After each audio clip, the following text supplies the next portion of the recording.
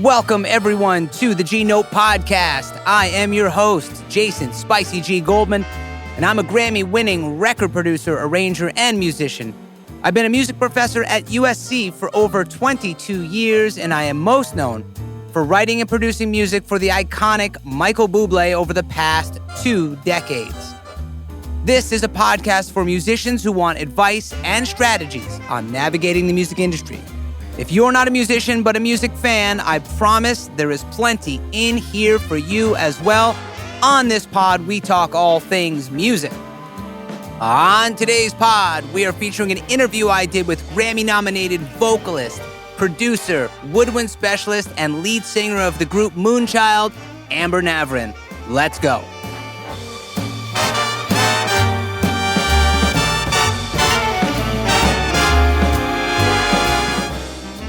All right, folks, this is our 15th episode, and I'm really happy to share with you an interview I did with the fantastic Amber Navran, the lead singer of the band Moonchild, incredible musician, as I mentioned in the beginning.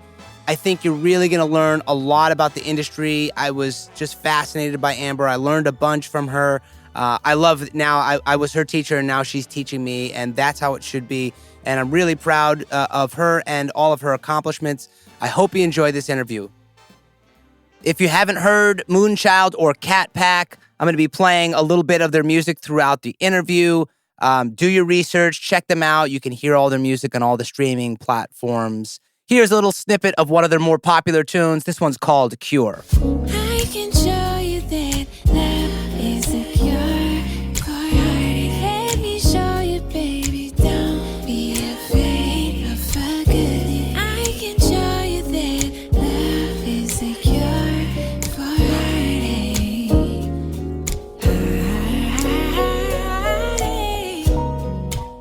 My guest today, full disclosure, is a former student of mine at USC. She is an incredible saxophone player, incredible woodwind player, incredible producer, and an insane singer. Amber, it's great to have you on Thanks the show. for having me. Really excited to talk about your new project, Catpack, and talk about your career. But I wanted to start kind of earlier back into something that I'm a little closer with because of our relationship at college. So I wanted to first ask you dive into something a little heavier. Do you think majoring in jazz music today was a smart move for you back then? And do you believe, would you change something if you had to go back? I wouldn't. I wasn't singing or songwriting when I came to USC.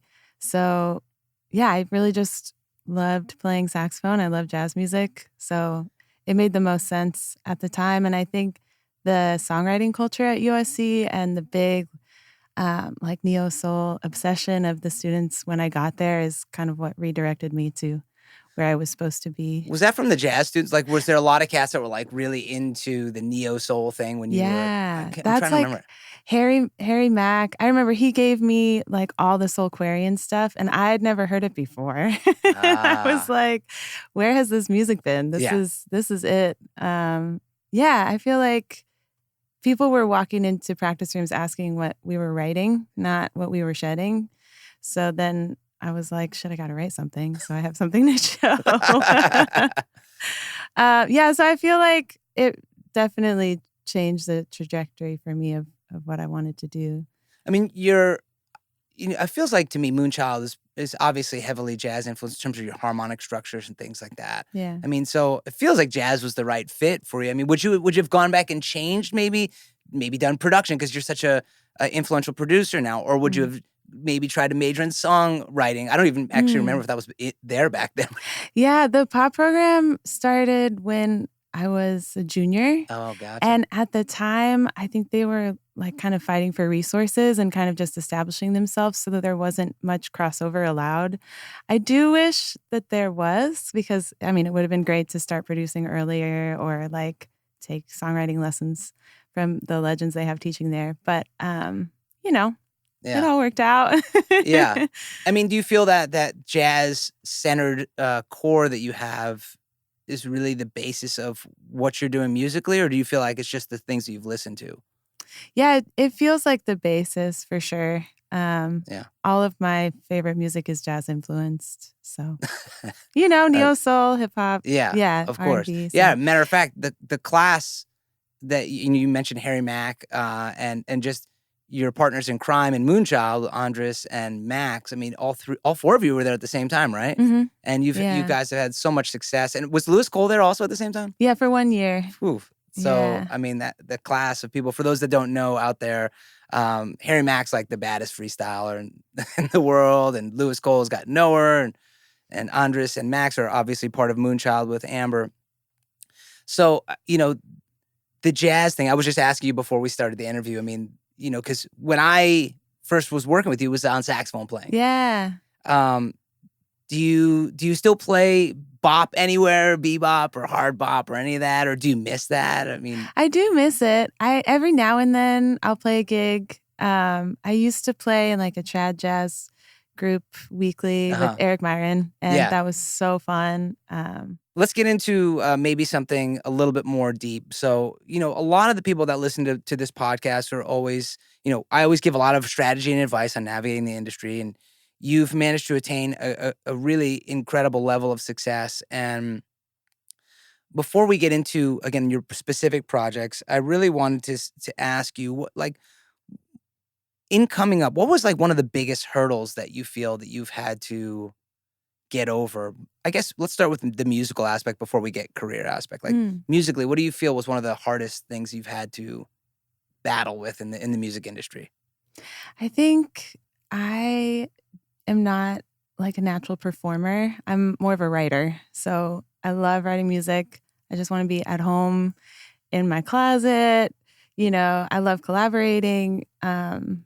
So being on stage has been kind of a battle. And before with saxophone, I had an instrument to kind of hide behind. And saxophone to me is so much more like, it's easier to be consistent. Yeah. It's not your body. Right. And also, not everybody can play saxophone. So not everybody is like is an expert. Yeah. A quote unquote expert on the voice, even if they don't sing. So like the level of critique and criticism feels a lot less. It's just a lot less vulnerable to play, in my experience, to play an instrument than to like be in front of people singing.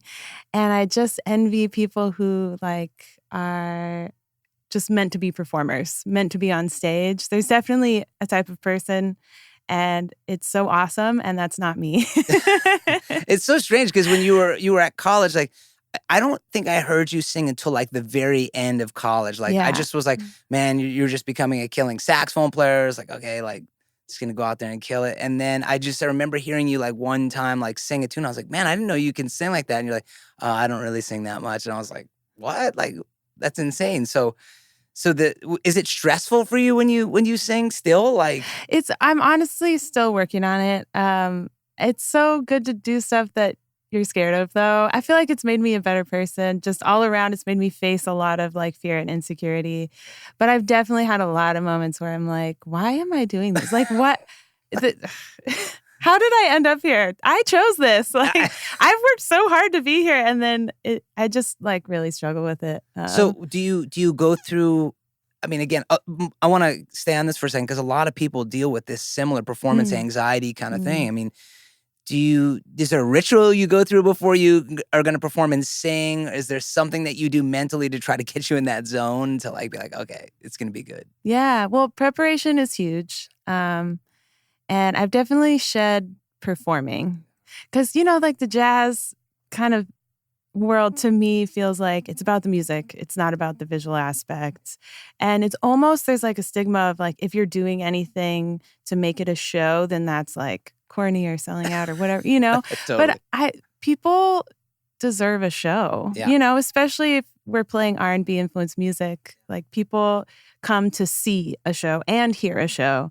So honestly, like Queen Beyonce. Yeah, of course. Thank God we have, she's given us so many videos, so much study material. Not to say that like I'm on any sort of level, but it's just so inspiring to like look at.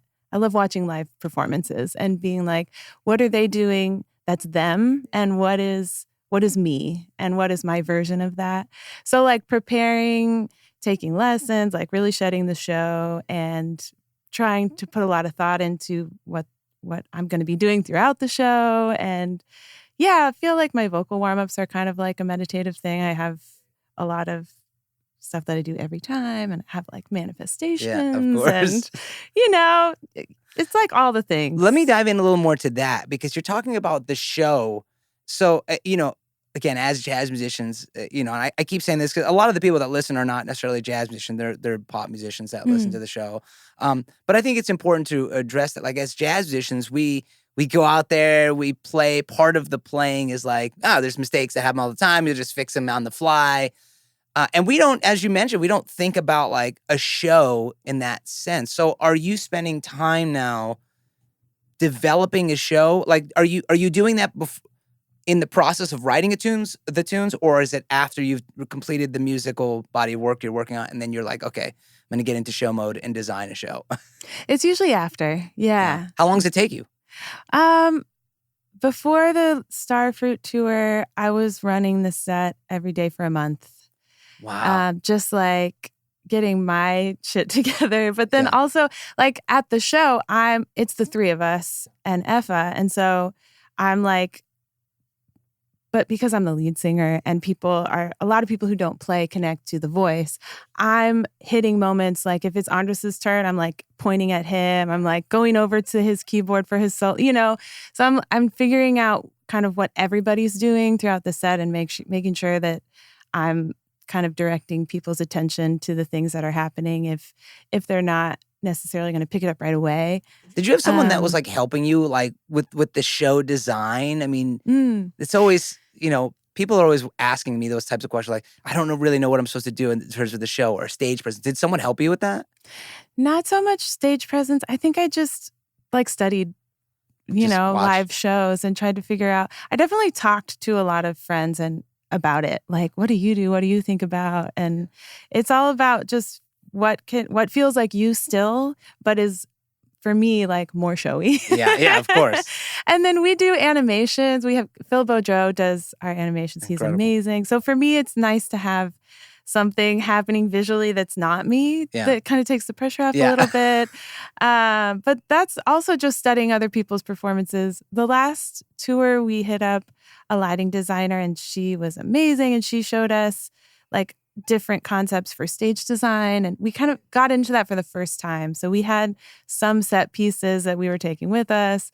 But it's like, as you kind of level up, you can start to afford stuff like that. Yeah. And a lot of people have such a visual sense with the music already, which is such a gift, especially now with like social media and needing to have such a visual presence from the beginning. I don't feel like I'm one of those people, so it's been helpful to kind of reach out to people who do that. I'm with you 100%. Like on the visual, like I don't know. I always tell cats all the time and students, like, it's like, man, I just make music like in a room, a small room with the lights off most of the time, just sitting there. So when it comes to all that visual stuff, I'm like, man, I wouldn't even know where to begin. But so that's amazing. So you basically were just studying other people's live shows, and were you? I always say this to the audience as well. It's like one of the best things to help you get better is transcribing. Right. So I'm like, were you transcribing people's shows? You're like watching the shows, be like, man, I gotta really work on that particular part of my visual aspect or my stage presence. Yeah, I mean, I'm not a dancer, so I'm like not really transcribing in that sense, but just trying to see the intention and what my version of that is. Before I put out my solo project last year, I met with somebody who kind of walked me through branding for the first time, which is crazy that it's the first time. Yeah. But he's like, what's your color scheme? What's your font? What's your visual thing that feels like you?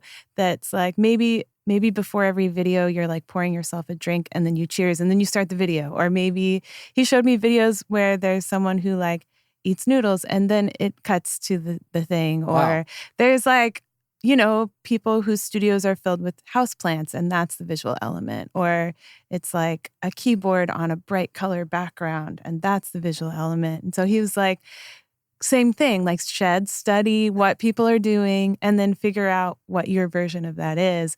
I also don't like being on camera. So I love it. My version of that is like not making eye contact with the camera. Right.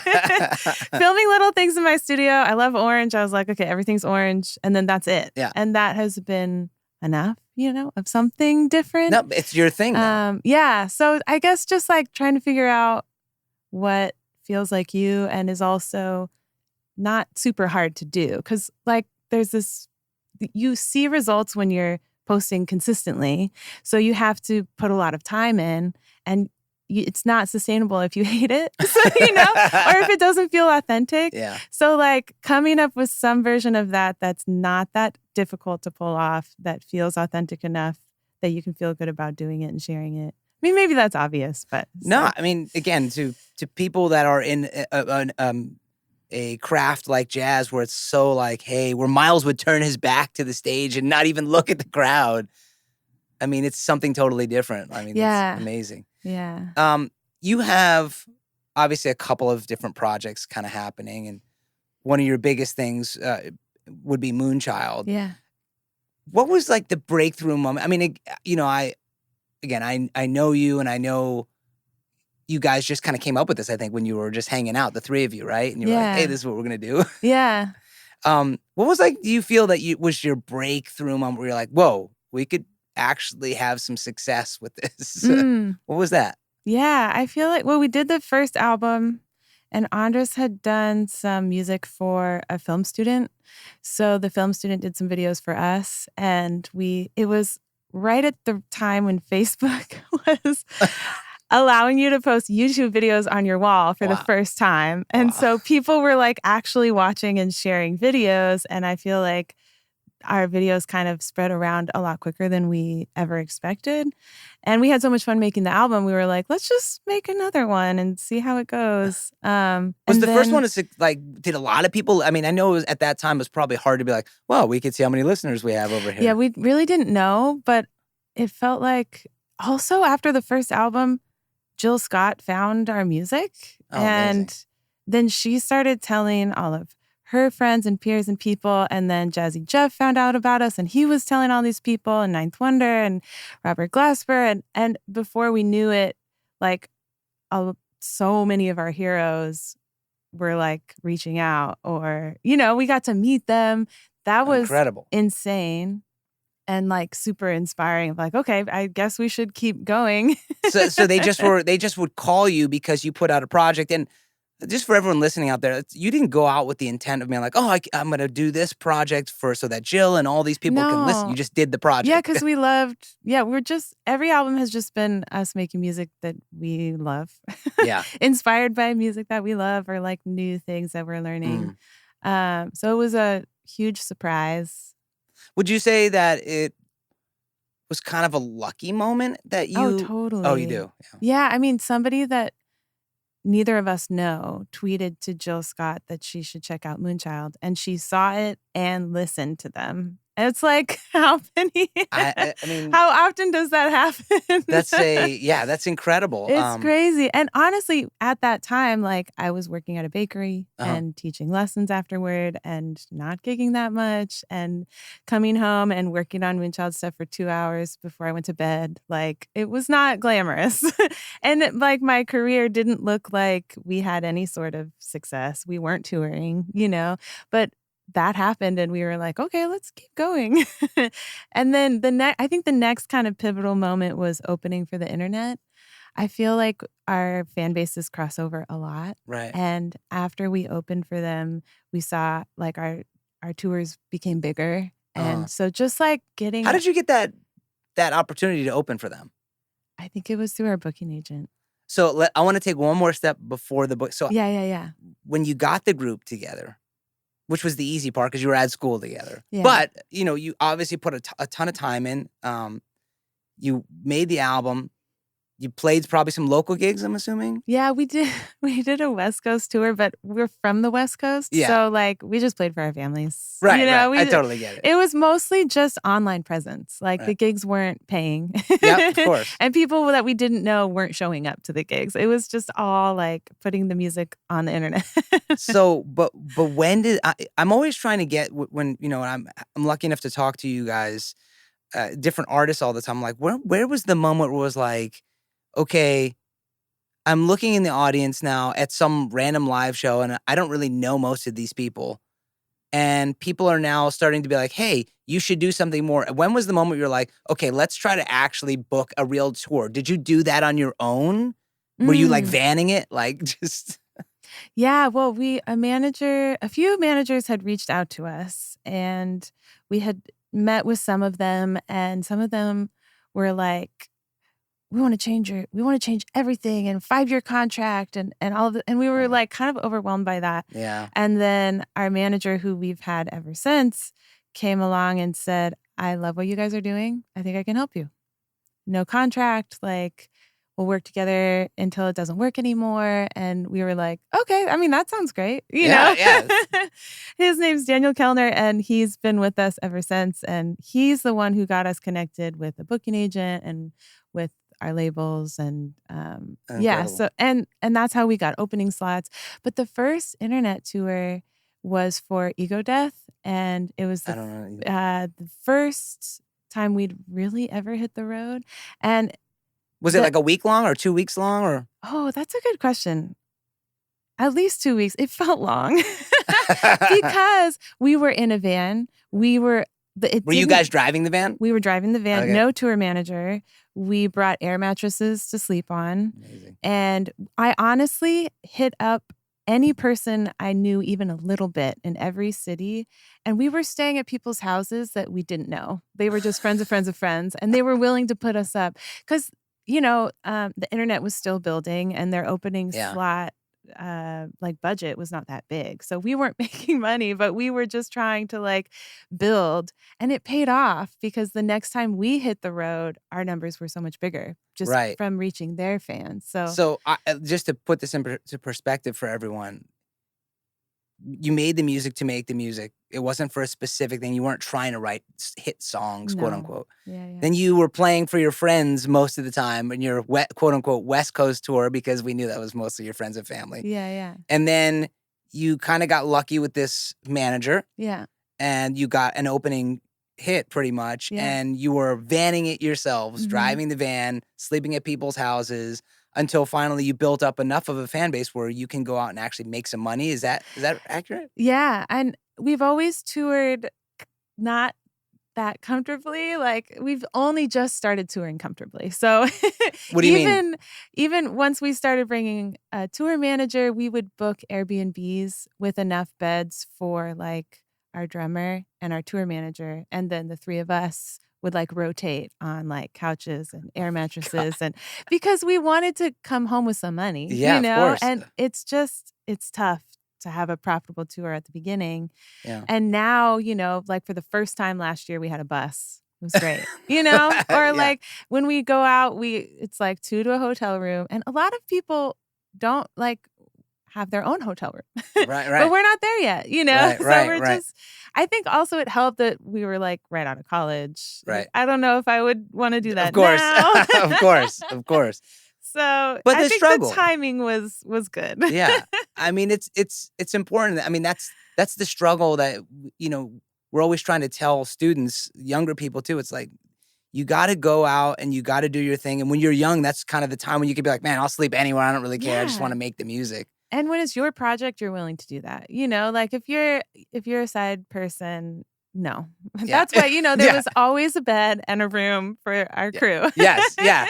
But you guys would be like, whatever it takes, right? Yeah, totally. It's really incredible that you've gone through that process. And I'm hoping that everyone who's listening can really understand. Again, it's so much hard work and dedication. I mean, don't you think? Yeah, totally. I mean, we all had jobs outside of Moonchild for so long. And the first person I heard say this was Rhapsody quoting Ninth Wonder, but like it takes 10 years, maybe 7, maybe 13, like somewhere in the middle of 10 years of just like really believing in and building your artistry, the band, your project to like see. I never heard results. that. That's so incredible. It takes 10 years. Yeah. I mean, most people, unless you're like an overnight success, which happens, I think most people I've talked to who are like quote unquote new are like, I've been doing this for like 10 years. You know, My God. it's like, yeah, because that's how long it takes. Wow. I never don't heard that know. before. No, that's awesome. Maybe now with social media, like maybe the timeline has shortened, but yeah.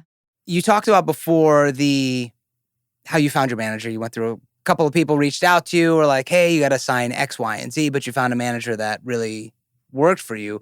And a lot of people don't, number one, I guess they don't understand what a manager should actually even be doing. Because I feel that, you know, when I've worked with artists, their manager sometimes hinders what's happening. A lot of times, you know, where they're like, well, you shouldn't do that. And I'm always like, well, you should do everything you can right now, unless it's like something you feel uncomfortable with, especially in the beginning. But so what did your manager start doing for you in the beginning?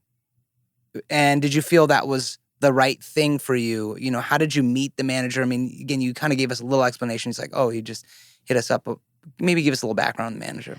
Yeah, he hit us up. And at the time he was working for a management company where the company had a lot of artists. And so there wasn't a lot of pressure on us to be like a main source of income.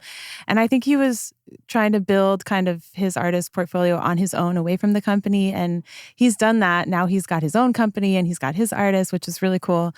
But I also think because of the company he worked for, he had a lot of connections to booking agents and labels and stuff like that. And so, he hit us up and he just was like, I want you guys to keep doing you, and I just want to help you any way that I can. I think I know some people who can help.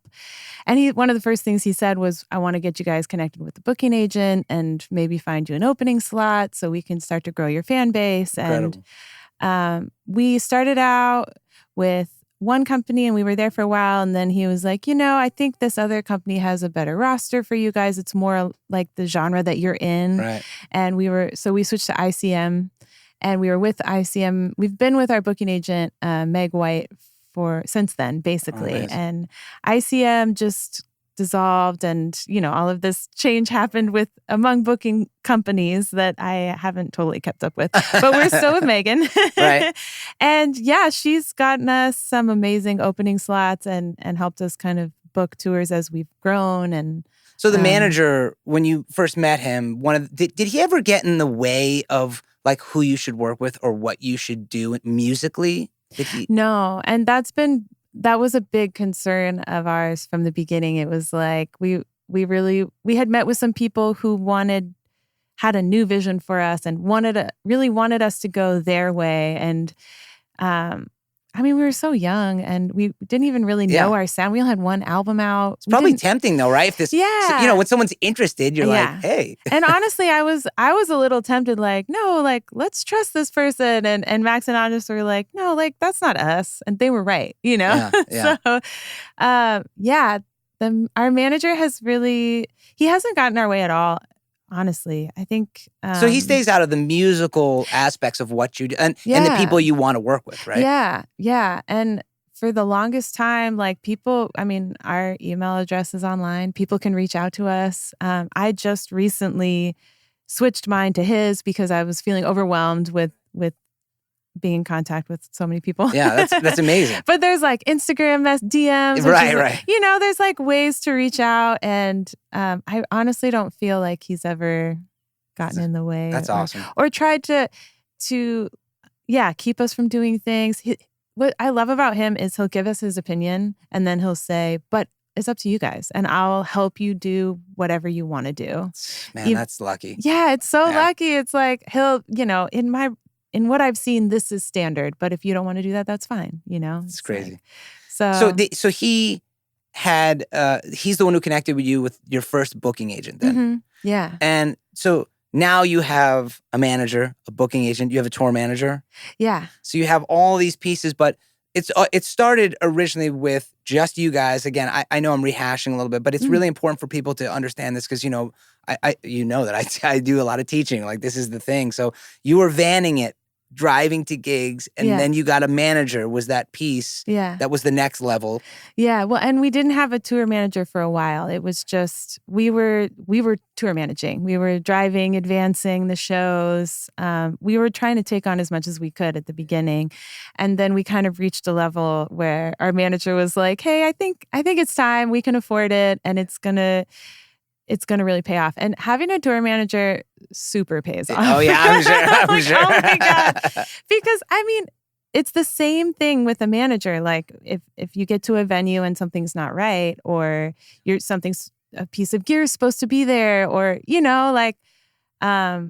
having somebody besides you to advocate for you means that the venue will have you back next time. Because they can say, "Man, I love Moonchild," but their tour manager, fuck them. I mean, and our tour manager is amazing. She is the best. She does not screw up. But if they have a conflict, it doesn't reflect on us. We can still operate in the music industry. Right. And it's kind of managers and tour managers' job to kind of take the heat a little bit, and be and advocate. And there's a lot of difficult personalities or stubborn people. Yeah, oh God. So it's really a gift to have such an amazing tour manager. And so it took you what, a decade before you even got a tour manager? Probably 7 years. 7 years. Yeah. Which is still, I mean, it's a lot of. I want to stress the amount of work you guys put in, because again, it's not just all of a sudden hey, here's some success. Now you can go open for these. Now you can have successful. It's you guys worked your asses off. I mean, wouldn't you say that's correct? Yeah, definitely. Sleeping on floors. I mean, or couches or whatever. I mean, it's just really important that people get to hear this, because I think McBride, Christian, always was. I think he has this thing on his Instagram. It's just remember, social media is just what people want you to see. Yeah, truly. So it's all that work that you guys did to create this.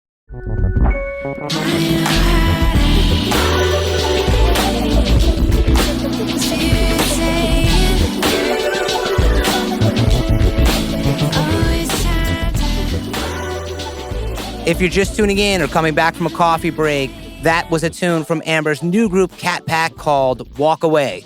Here's the rest of the interview. So Moonchild has obviously been super successful, and now you have this new group, the Catpack.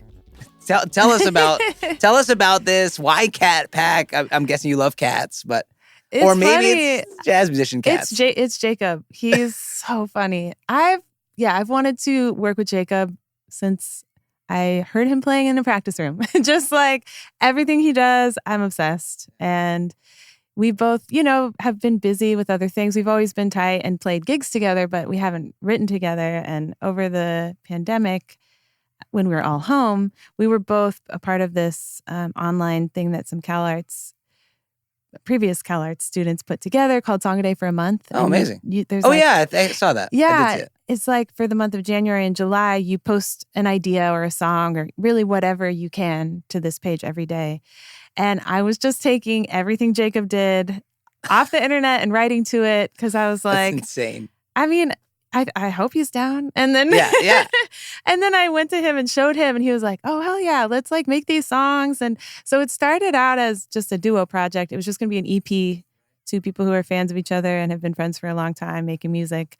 And we were working on one of the songs, and I was like, I really want a lower octave male voice on this. And I thought of Phil Baudreau, who's done a lot of artwork for Moonchild, but is also an insane producer and singer, and just also one of my favorite musicians. And so I hit him up. He was like, "Yeah, sure." And then he sent us the song back, and he had sang, but he'd also added all of this cool stuff in there. Man. We were like, "Oh my God, this actually sounds like a song now." It was a demo before, and now it sounds like a song.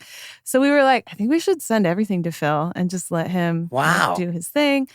And then from there, we were like, well, let's try writing some songs together. So we kind of built the album out. It's 10 songs. It's coming out in June. And it started with the first songs that I pulled off of Jacob's Song a Day were songs he made using this keyboard patch that sounds like a cat.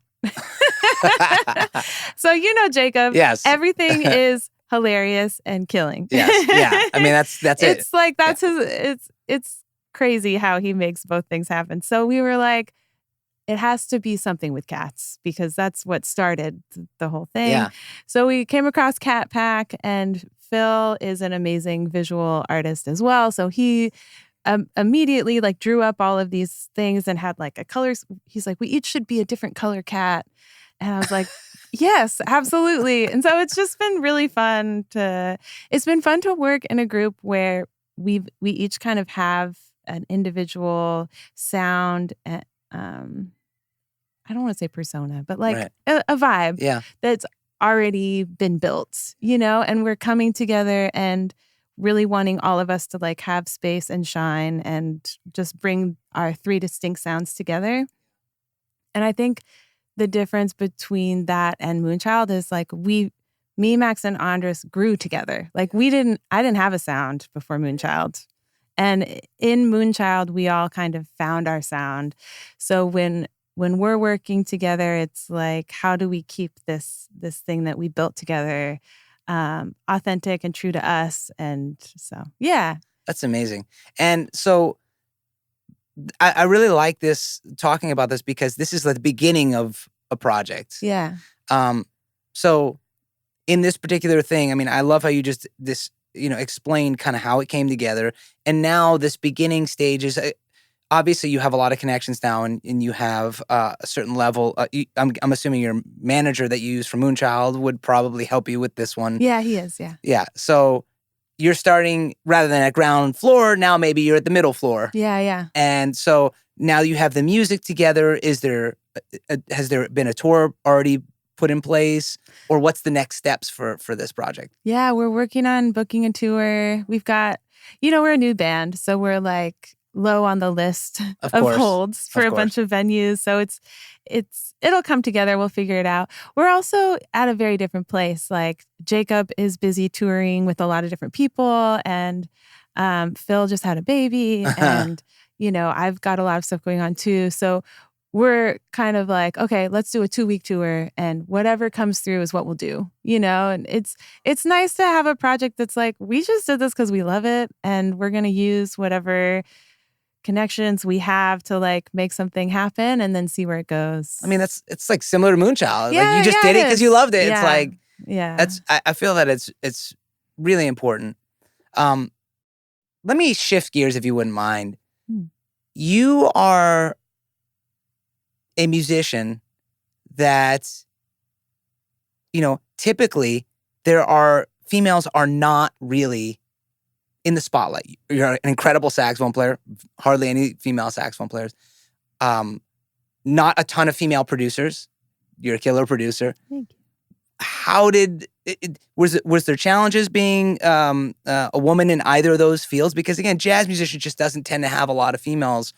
It's getting better, but what's your thoughts on that? I mean, did you have to overcome some hurdles? I mean, what was it like? Yeah, totally. That's one thing I'm really grateful for social media for, is there's just so much more visibility.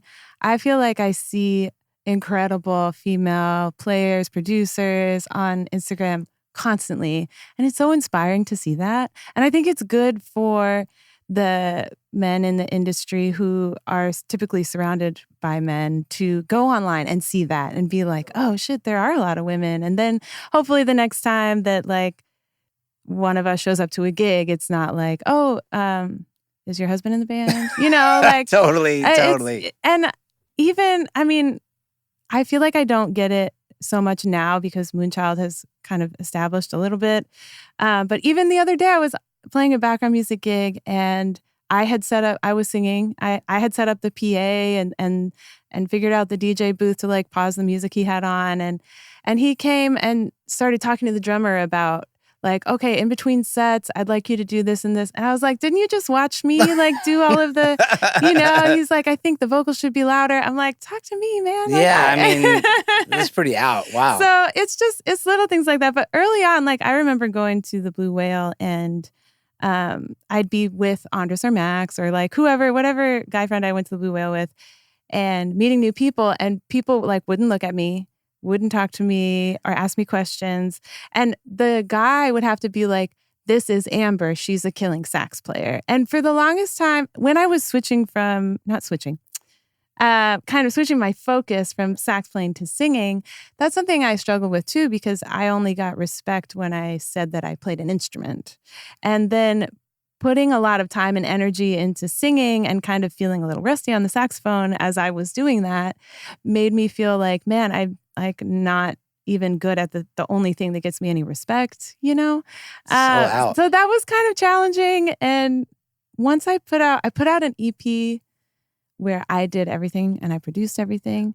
Once I did that and people started hearing it, like people were like, you really did that by yourself? Like no one helped you? Okay. I was like, yeah. Yes, and that's why I did it by myself. So that you could I enjoy working by myself, but I enjoy collaborating more. But I wanted to put something out where it was only me, just to be like, see? Man. I don't know. It's just like that. Some people have it worse, but it's really hard to be taken seriously. And yeah, I just was thinking about that the other day. I was like, man, you know, you went into jazz music, which is a pretty much a male-dominated kind of genre. And I just remember you coming through school. I mean, you were always killing. I mean, we worked obviously a lot, but it was. You helped me so much. What? You helped me so much. Well, I appreciate that. Honestly, I feel like you were one of the few teachers who was actually real with me. Like, I felt like, I think you've heard me say this, but I felt like as a woman in the jazz program, one of like, I think there were only 2 or 3 instrumentalist women when I was there.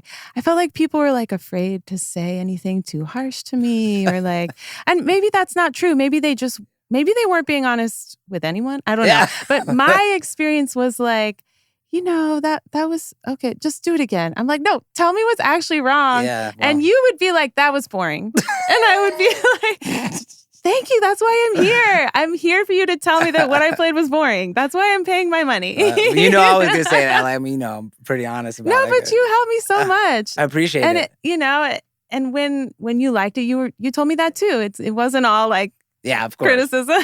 Man, I mean, I just remember before you left college, it was like, man, bop harmonies happening. Like, it was all like, everything had just progressed so much. I was like, man, do it. Like, you got it now. So thank you for being honest with me. Of course, of course. But I was just thinking also, it's like, you went into this genre of music, which, again, jazz, being male-dominated, then you were like, I'm gonna be a producer, and I'm gonna kill that game also, which is, again, there's a lot. At the time, it's gotten a lot better, but at the time, it was a pretty male-dominated genre. No, it's not a genre, but producing has been male-dominated. So I was like, man, you're just trying to be like, everyone, watch out. I'm trying to get every female or like female-identifying person who sings to produce, because I feel like a lot of us end up in situations.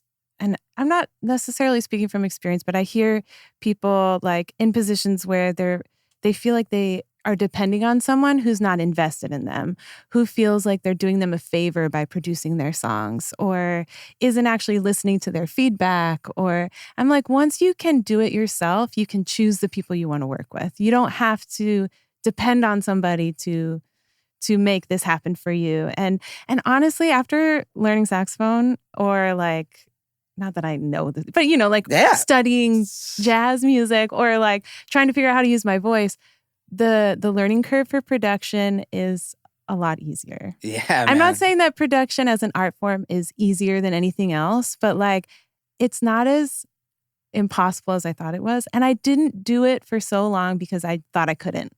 And then as soon as I was like, no, screw this, I'm just going to try it. I was like, wait, this is so much fun. Inspiring. And it felt so playful and I felt like myself. And I was like, man, why didn't I try this? And I kind of feel like maybe my experience was everyone was telling me that I couldn't do it and that and I mean, that's been true throughout my whole musical journey. But I guess I would just encourage people to like do things you don't think you can do. Dude, just try them. Even Ariana Grande does her own vocals. Yeah, like it's pretty crazy. Like when she records them, like when everyone gets them back, they're like, oh, who tuned and Compton? And they're like, oh, Ariana did. And then they're like, what? It's like, Yeah. She's killing. Like, that's it. She knows what she wants. Let her do her thing, man. Exactly. Yeah. So- And, you know, a lot of people have asked me, because I only record at home. I've gone into the studio a few times early on, and I didn't grow up singing in front of people. It just terrifies me. So like I said earlier, that's something I'm working on. But I've always, if you want the best result out of me, you got to let me do it in my space, my way. And I'll come in for notes. I'll come in and be in the space with you as many times as you want. But when it comes to recording, I have to do it my way.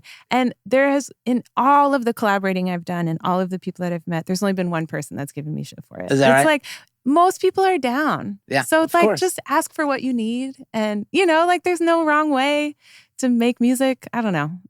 No, that's 100%. I mean, again, I do big band records in this tiny 180 square foot room by having people send me their parts in. Yeah. And, you know, at this point, you're like spending the kind of money, I do a lot of big band orchestra stuff.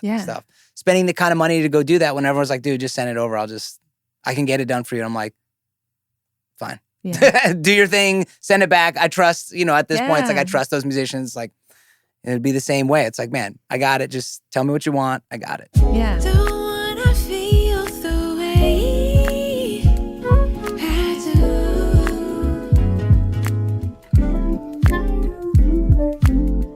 Don't wanna feel the way I do. You're listening to the song The List by Moonchild. It was a single. So this wasn't actually on one of their albums, but this was actually a single that was released, and it's the acoustic version because we're cool like that. If you were starting out now, because the landscape has changed so much since you were in school. You were in school, what, 2012? Yeah, 2008 to 2012. Okay. Yeah. The landscape has changed so much. Social media is, matter of fact, let's take this social media route. And I like to talk about this a lot because I can't stand social media personally, but it's a necessary evil. Yeah. I think a lot of people feel that way. Yeah. Do you feel that it's become a part of what you have to do to maintain a specific level of, not music, but notoriety? Yeah. I mean... Is it part of your day? Like, do you like be like, okay, I got to get some content made? It is now. I do one video day a month, and then every week I've got like a schedule. This is new though. Only in the last year have I tried to do this, where like I've got something planned twice a week to throw up. And usually I'll do like 4 or 6 videos in a day, and then on my video day, and then I'll spend like some time here and there editing them when I feel like it. So you're doing all the video editing yourself too? Yeah. The first few videos I posted, this amazing videographer, Aaron Bell, did the video editing. But then I was like, I think I want to try it. And honestly, I have iMovie and an app that puts text on videos. And that's like... and it saves you money. Yeah, it's just going on social media. It's like, I feel like the bar is not super high for what it needs to be like quality wise. It's more about like, does it feel like you, and are you being consistent? But our manager is always telling me, it's not just social media. It's like a combination. It's like, what's your social media? What's your monthly listeners? What's your ticket sales? It's a combination of all of those things that promoters and labels are looking for. So I remember one tour we had Elise Tro opening for us, and she had like 600,000 followers. And we had, at the time, I think we had 60,000 followers. And I was like, why is she opening for us? And he was like, check out her monthly listeners on Spotify. Check out, it's like followers doesn't mean listeners, doesn't mean ticket sales. None of those categories means any of the others. It's the combo. So it's easy to be like, oh, I don't have enough followers. I'm not doing well. But you can have a ton of followers and not have the listenership. So it's kind of just like trying to balance all of the aspects. And so you have a day, I think you said you have like one day a month that you set aside for video. Yeah. And then I'm guessing the editing of the video, maybe a week, something like that. A few days here and there as you're going along. It's kind of like whenever you need a break from the other things you're doing. It's like, okay, Yeah. I'll sit and add some text to this video while I watch my show. Of course. And this is something interesting though, because again, the landscape has changed so much where, I mean, we're talking about Spotify having minimum 40,000 uploads a day. Crazy. Minimum 40,000 uploads a day, which was different, obviously different now than it was when you first released the first Moonchild record. Yeah. What do you think, and I know this is, conjecture, I guess, but what do you think you would do nowadays if you were starting out? Like, what would be your strategy? Would it be the same strategy? Yeah. Honestly, I mean, we didn't do that much content. It took us a while to get our content game together. And even now with Moonchild, we just do like a lead up to the album and like a plan through the tour. And then we kind of take a break, because it's so much work to get the content together and balancing all three of our schedules and everything that we do. So it's easier for me to do my own stuff on my own time and just kind of stay consistent that way. But yeah, I mean, we started out like throwing some videos up, and that's kind of what allowed people to find us. And I feel like now what's so great is there's a lot of online community. Like you can get connected to people you want to collaborate with if they see your video, and it's so much easier to find, people you want to work with and community that way, which is a cool part of it. So I was going to say, like, in 2012-ish, yeah, like everything was YouTube. Yeah. It was like fresh. I mean, it was fresher and like everyone was posting on YouTube. But now it feels like it's changed so much. Like it's kind of like, well, YouTube's there, and people still post plenty of content on YouTube. But now it's shorter. We have Instagram, and then we have even shorter. We have TikTok. Yeah. And I feel that this is conversations I had with a bunch of recent people also.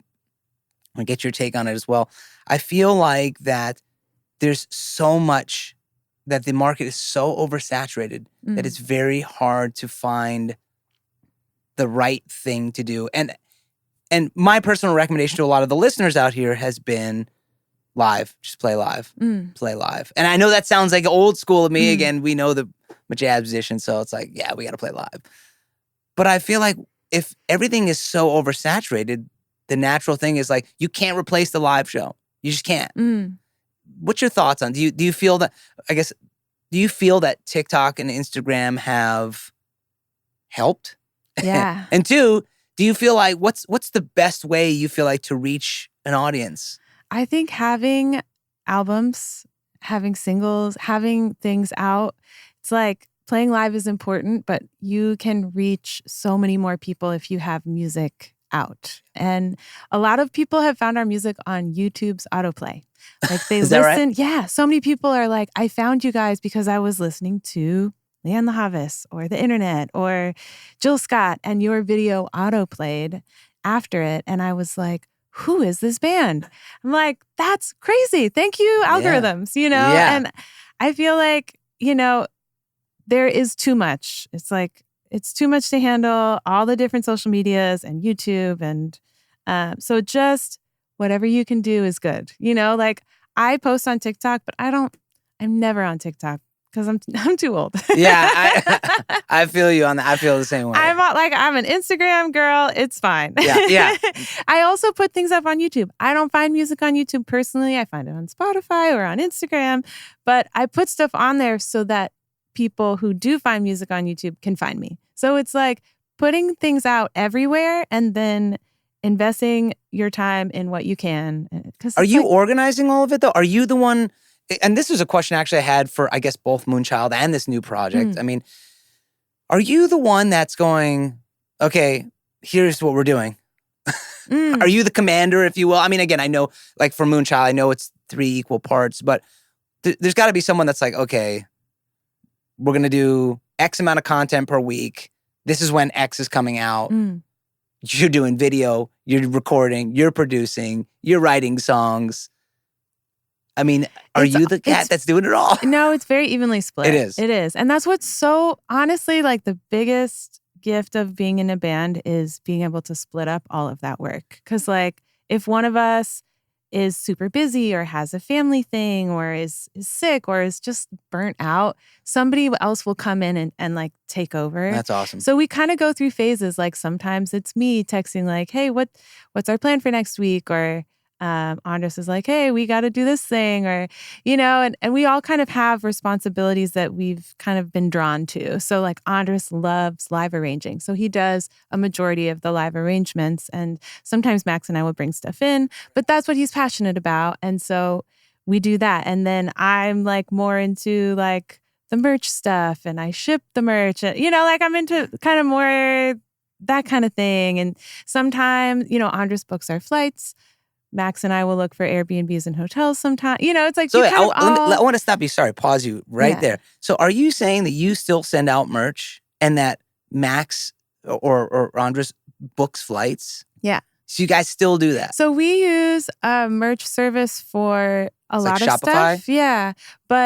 Or Hello Merch does a lot of merch. And the label deals with that. But we also have a Bandcamp page. So anything that comes through Bandcamp, I'm shipping out. So it's like it's just so nice to share the responsibility between three people. And we sit down before an album comes out and we decide like, let's try this for content. And then, I'm on Pearspace looking for a cool space for us to go. And usually I'm doing the wardrobe or we'll hire a stylist, and then we get in and usually Andres is editing the videos, or like we're just kind of split That's the awesome. task. And what's great is it's never been, we try to keep it even. If somebody feels overwhelmed or like, hey, I'm doing everything, then they say that. So it's like, hey, I kind of feel like you guys are like slacking. And we've all had moments where we've had to say that, but it's not so tallied up. It's not like, well, I put this number of hours in, so you have to put this number of hours in. It's like, it's been so long. It's been 12 years. So it's like, sometimes some of us are going to be in a space to do it and sometimes we aren't. So that's cool.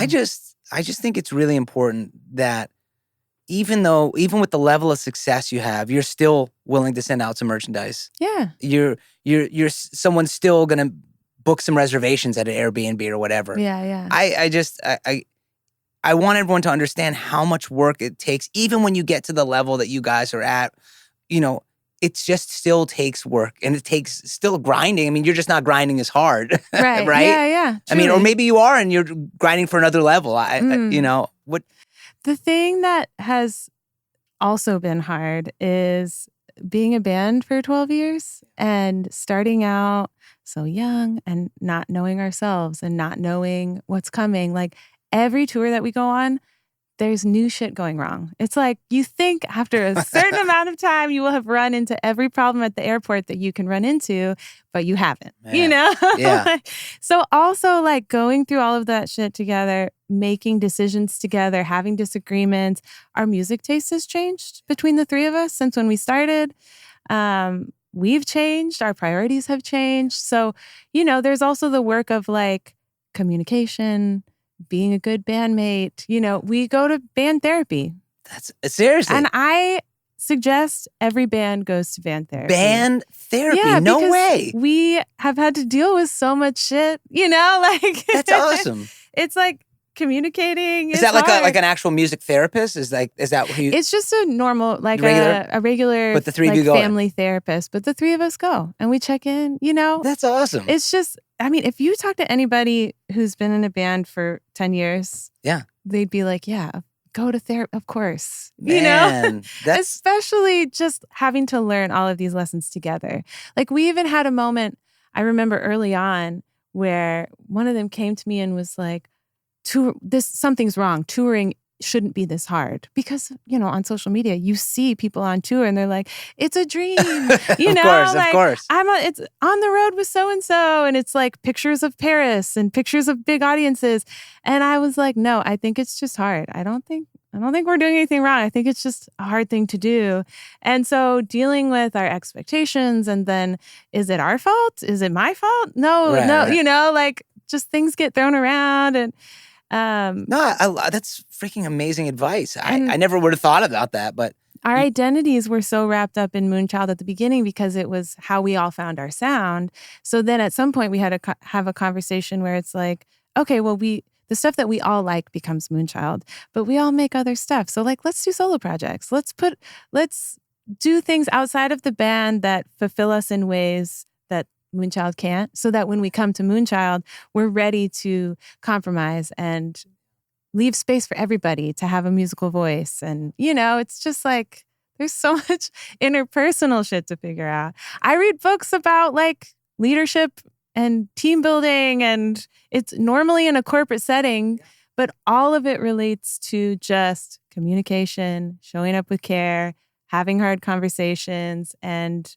like building trust so that you can keep going and be okay. Amazing. I mean, man, I as you know, I mean, I'm so proud of the three of you. I mean, I mentioned this already in the beginning. All three of you went to USC. I mean, you're proud alumni. We're always happy that you guys like, hey, check out Moonchild. So, I mean, we're always recommending you guys. Thank you for doing that. Of course.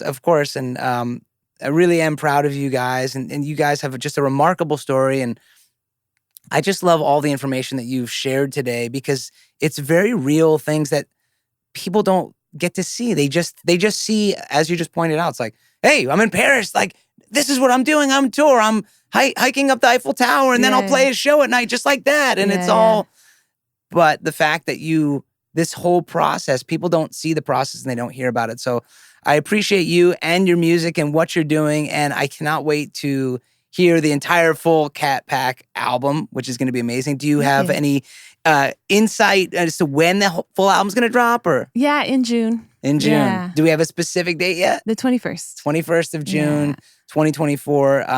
There's one more thing. Yes, I'd love please, to add please do it. Before I go, something that has been really important to me as a white artist in Black music is figuring out how to bring anti-racism and activism into what we do, because it's our responsibility. It's like there's such a history of white people coming in and stealing and appropriating and just like behaving so poorly, even now in the music industry. And so something that has been also a journey through Moonchild has been, how do we bring this to the band and not make it centering and do it humbly and say things that feel authentic and helpful, So for me, I've put so much thought into like, what message can I share and what can we do with our platform, and how can we bring this into our business? Like, who are we calling? Yeah. Who's doing our art? Who's doing our sound? And being really intentional with all of that stuff is so important. And I don't feel like that's a conversation that I heard in college at all. It's something that we started like kind of building and realizing how important it was to us as we grew as an artist and a band. So I kind of wish those conversations were happening more. I wish there was more community among white artists and musicians of like, how can we do better? I've been working on a resource sheet that I'm gonna like put up, and I want it to be like an open source thing where like everybody's kind of chiming in, and maybe people are like, hey, maybe not that part. I'm like, okay, great. Right. Or like, hey, I had an idea about this thing, and my version of it so far has just been about connecting our audiences to important work that's being done in the cities that we go to. Yeah, that's awesome. So we do a community series before the show where we invite an organization to come and speak about their work and how the audience can get involved and support them financially. And then throughout the show, it's like, hey, make sure you're following and supporting and keeping in touch. So that's what I found. But like, there's so many other versions. Community engagement, in essence. Yeah. That's so important. It would be so great if we were all just like more in community about the different ways that we can like address our privilege and our whiteness and like do good, Definitely do better, good. Do better. So yeah, I would just encourage like white artists and musicians to really think about that and do a lot of learning and unlearning and have conversations. And obviously it's something that we can't be perfect in. So we're all going to screw up, but being in community will help, So yeah, community building is unbelievably important. I mean, obviously at USC a lot has happened, and we are certainly growing at USC. I can speak for that in the jazz department, of course. But But yeah, I think that's fantastic that you guys are doing that with communities and trying to help and really get people involved that are in those specific communities. You're saying those cities you're going to. Yeah, so that's I'll awesome. reach out to like local organizations because it's so impactful. Yeah, I can imagine.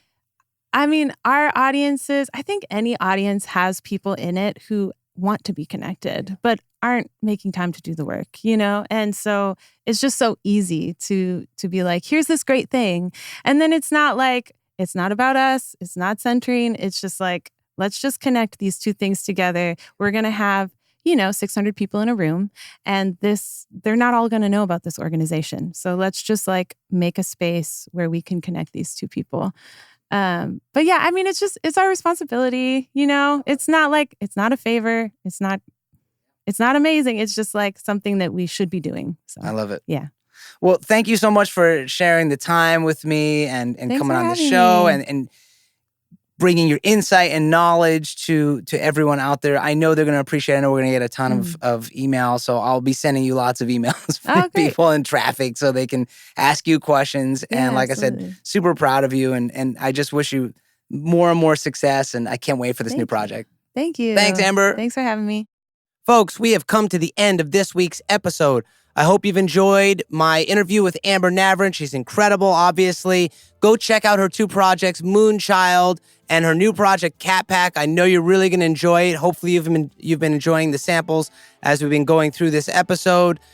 If you haven't already, please subscribe to this pod so you can stay up to date with new shows, giveaways, and more importantly, concerts. You got to come out to the shows, folks. Come see my big band at Vibrato. Go see Amber's groups all over the place. Check her website for when she's doing her next tour. You can also follow me on Instagram at SpicyGMusic or check out my website, jasongoldmanmusic.com, to see what projects I'm currently working on and to see when I'll be performing next. Thanks so much for listening, everyone. Much love. Peace.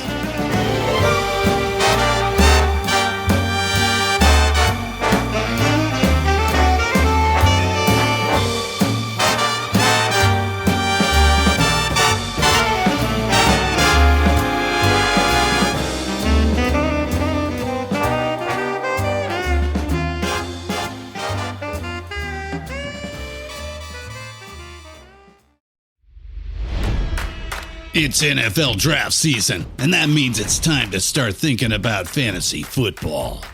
FantasyPoints.com features industry-leading experts and prognosticators using proprietary hand-charted data to help you score more fantasy points. FantasyPoints.com is the place to go for whatever kind of fantasy football you play. Whether you play fantasy football, daily fantasy sports, or do a little bit of everything, Fantasy Points has the meticulously researched content to guide you to victory. And why wait for the fall? Fantasy Points also covers the new spring football league, the UFL. Join the guru, John Hansen, Scott Barrett, Joe Dolan, and other massive names in the fantasy football universe with an exclusive offer. Use code Pantheon for 15% off any Fantasy Points package, including the all-in package, with access to every article, tool, and data nugget that Fantasy Points has to offer. That's FantasyPoints.com and code Pantheon for 15% off at Fantasy Points. FantasyPoints.com, code Pantheon. Score more fantasy points.